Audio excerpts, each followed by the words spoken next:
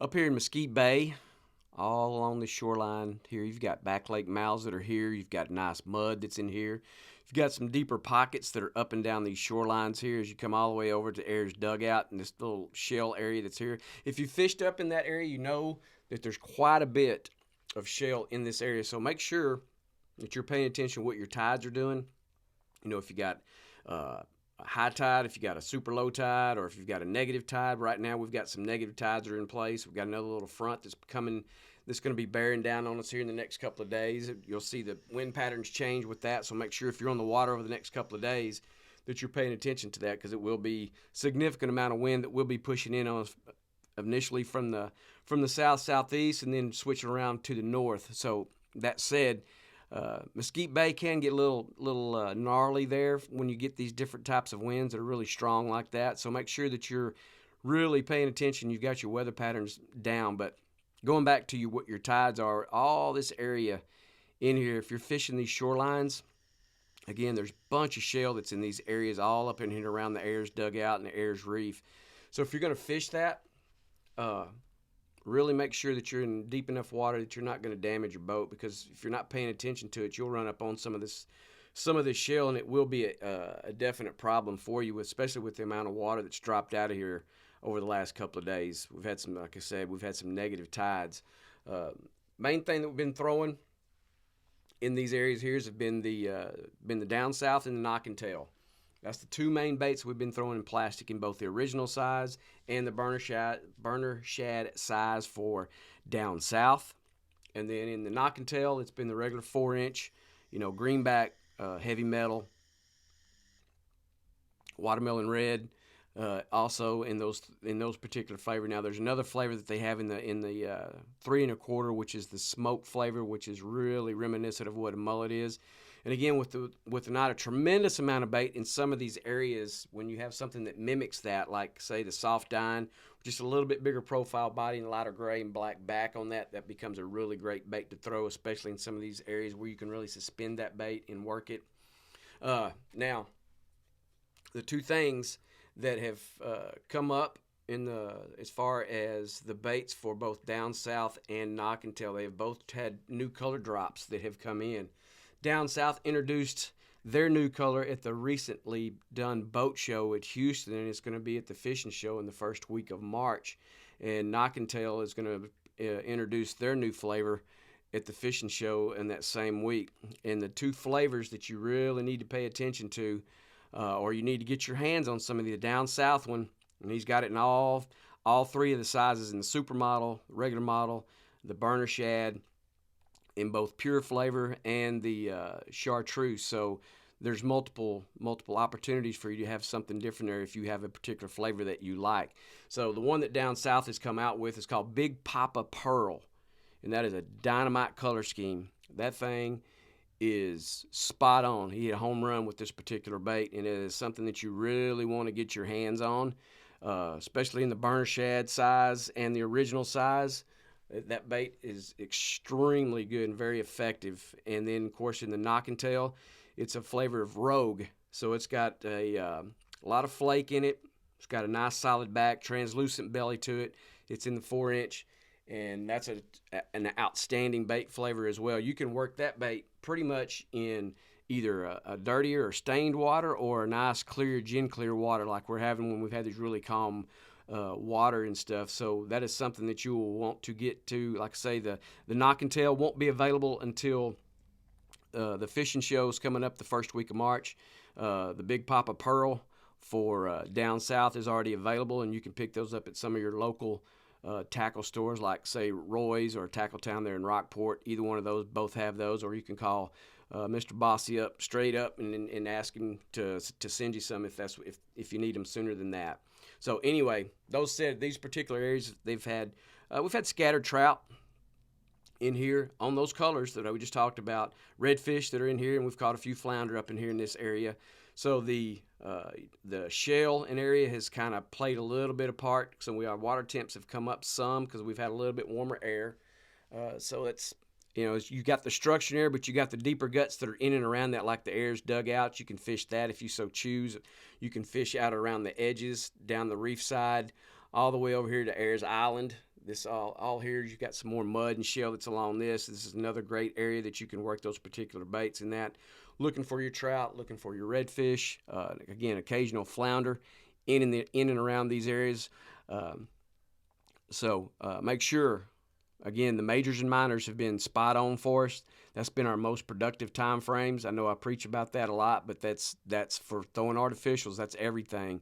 So if you're not incorporating a major or minor, you just kind of fish along there, your days are not going to be as productive if you can incorporate one of those time frames in and around that, especially in these areas here. Fish, again, find your bait, find these guts that are in here.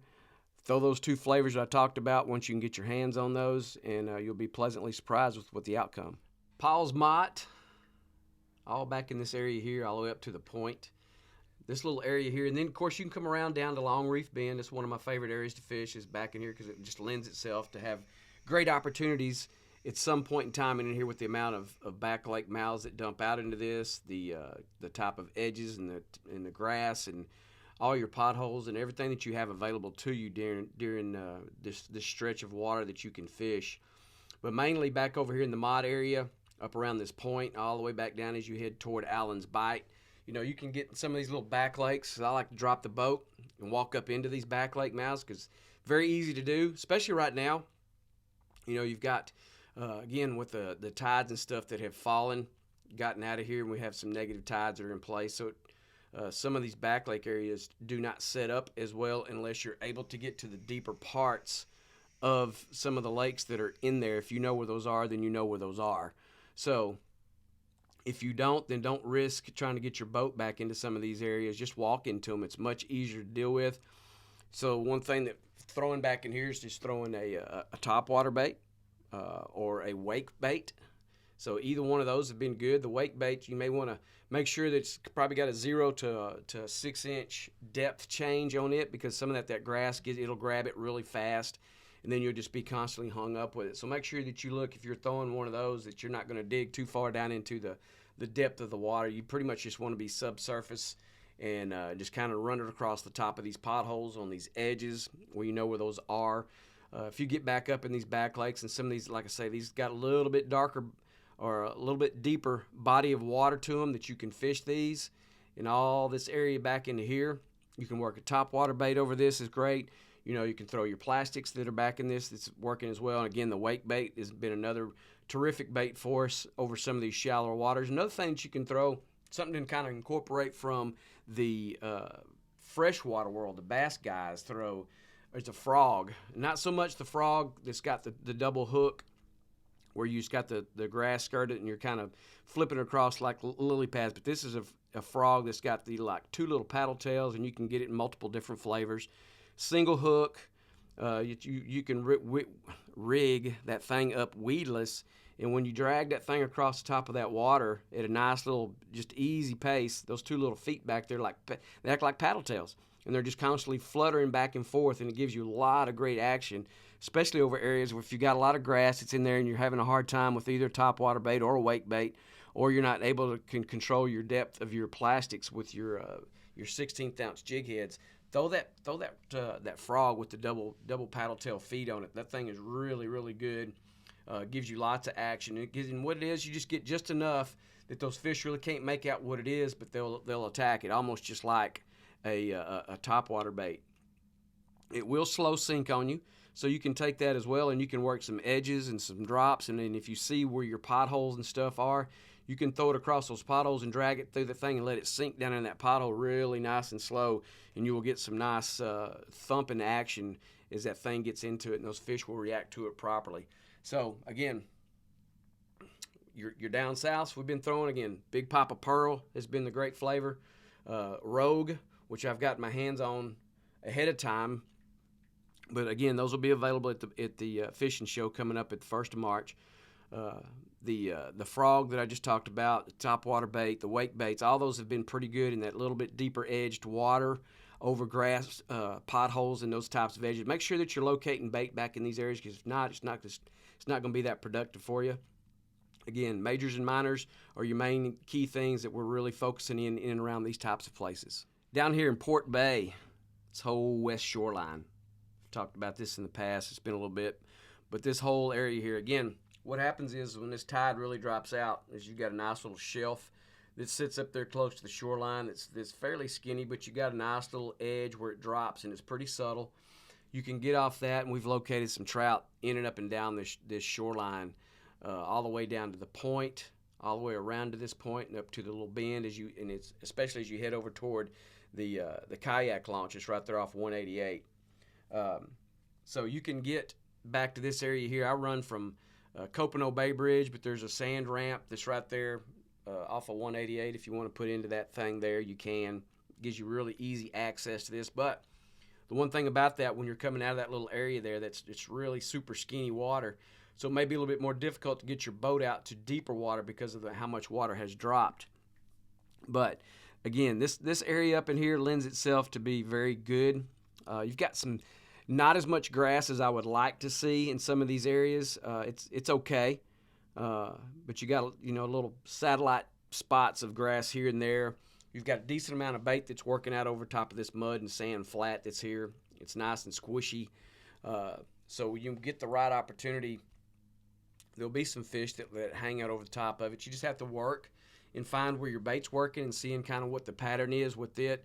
The main thing, again, the size-wise, as far as what we've been chunking, has been the down south original and burner shad. That's been pretty much a go-to for a little while as far as the profile and size of that. And then, of course, the knock and tail in the 4-inch and in the 3 1/4 inch in those flavors that I've mentioned earlier. Those are ones that you really want to throw. If you have other baits that you like, that you prefer, that's fine. Throw that. Just make sure that you're sticking to that size frame, because that's been what's been very good during that time. Because, hey, we're in the transition moon toward a new moon, so you're going to get days that's going to be kind of all over the place, and we've experienced that as well. We've had tremendous days. We've had poor days. We've had average days. So that's just kind of part of it. That's why they're called wild card days. You're going to get all different kinds of bites from different time frames and different days. So that's why it's important to make sure that you have different size profile width and the lengths of those in your box during this time. Make sure that you are focusing on in the area that you really want to fish and target. Is once you've kind of indicated that you've got bait working in the area, is make sure that the major and minor are going to happen for you at some point in time. Give it thing plenty of time to work for you, because bite frame for us a couple of days ago, man, it was probably about a 30-minute bite frame, and it turned on, fish ate, and then they shut right back off. So that's kind of typical during those wild card days as well, and that can happen at any point in time. And then other times it can just be lights out for a couple of hours. So you never know.